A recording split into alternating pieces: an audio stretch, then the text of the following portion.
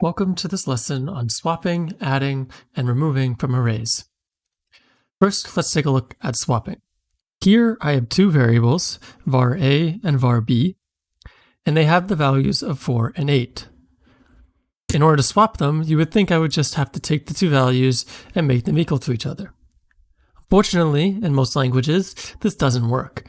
And instead, what I'm going to have to do is swap them back and create a new variable. This is my temporary variable.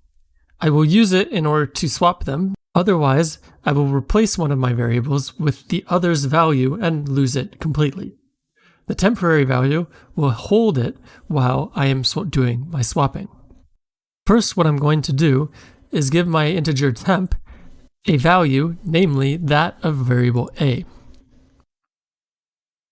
Now that I've done that, variable a can be overwritten by variable b without me losing its value. Variable a has now effectively been swapped since it has the value of 8. Now, in order to swap variable b's value, I need to replace it with the value I've got from temp. Now you'll notice that variable a and variable b are effectively swapped. Since I no longer need my temp variable and will no longer be using it in my code, let's just forget about it. These are my two variables I would be using going forward in my code, and they are now effectively swapped. Please remember to do this anytime you want to swap anything. This includes in arrays when I want to swap between indexes. You will need to create a temporary value in order to swap indexes in an array. Next, let's take a look at adding to an array. In order to add to an array, I have to first have my original array.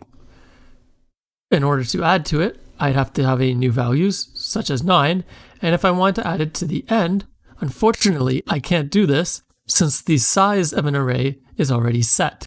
In order to add to it instead, I need to not add this value to my original array, but instead create a new array with a size of 1 larger.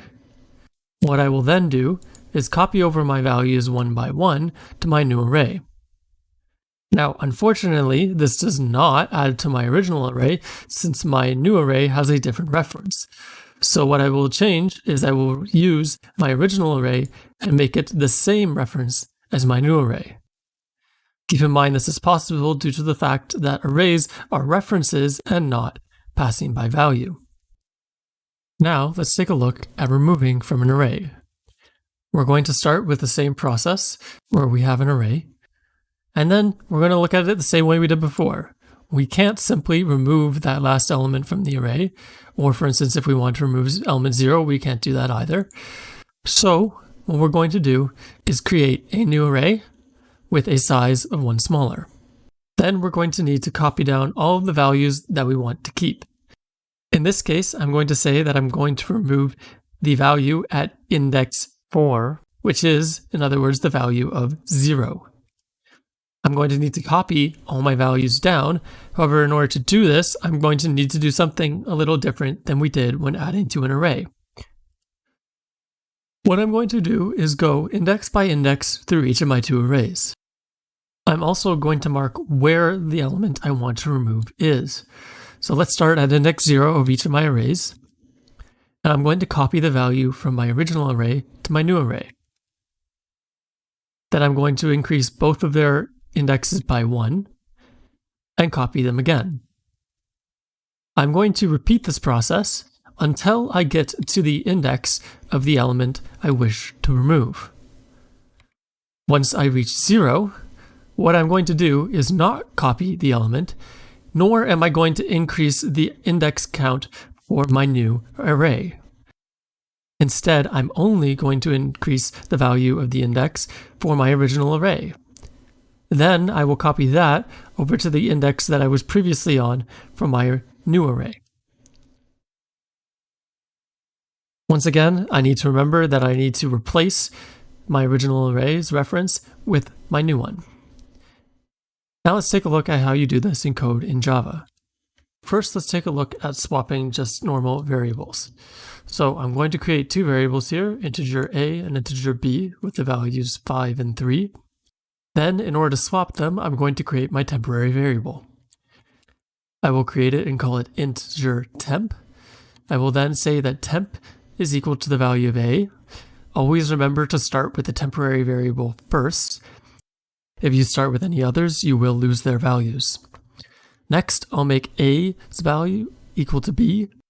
And last but not least, I'll make b equals to temp value. Please remember to make sure that you are doing these in a triangle way. This means that whatever value you are making a variable equal must be the next one that you are assigning to. Since I used a's values first, a will be the next one that gets assigned to. Then when I use b's value, the next one will be b is being assigned to. If we look at this in arrays, we are simply going to change this from going from integers to indexes. So here I have a new integer variable with the values 1, 3, and 5.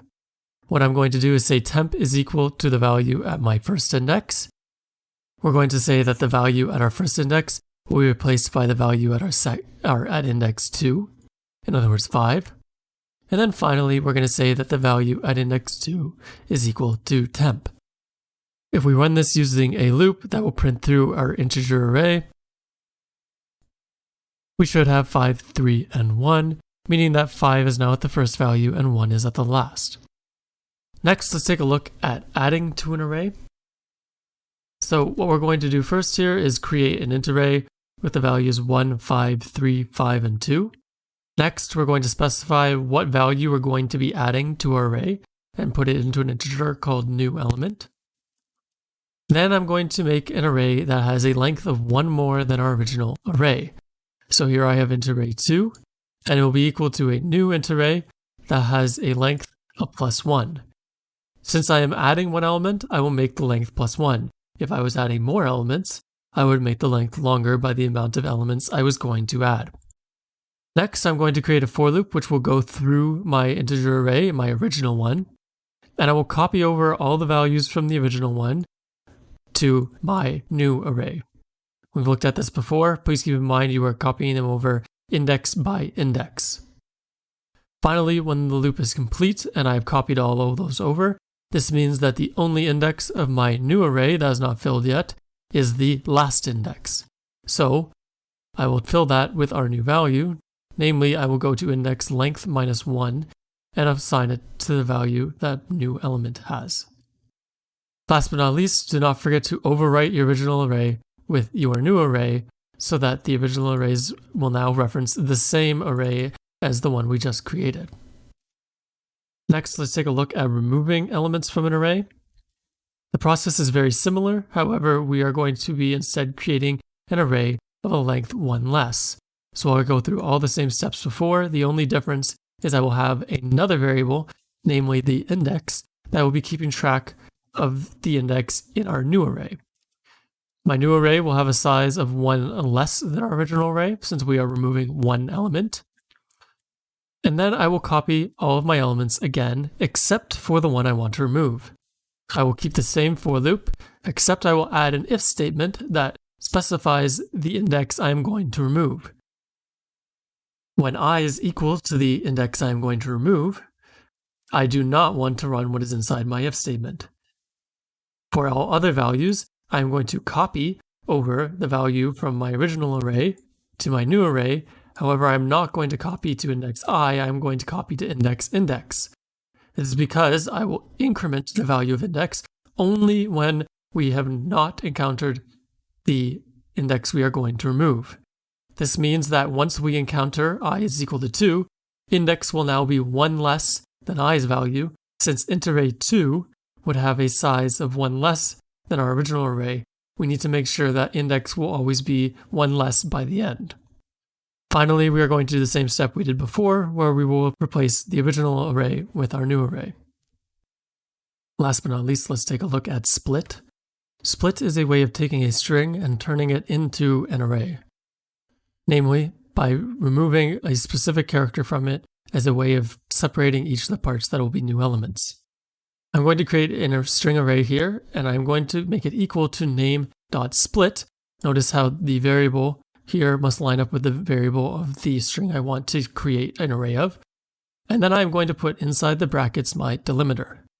The delimiter is the value that will be removed from the string, and each element will be created by going between the start and delimiters, the end and delimiters, and other delimiters between each other. This means that the values that I should get are going to be hello, there, young, and fellow. Notice how none of the spaces have been added to the array since the delimiter gets removed. If we want to see what this looks like, I'll run my program, and I get hello, there, young, fellow.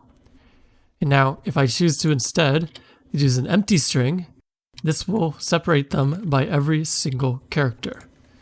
So I will get hello, there, young, fellow, including the spaces, all in separate indexes in my array. That concludes this lesson. Thank you for watching. Have a good day.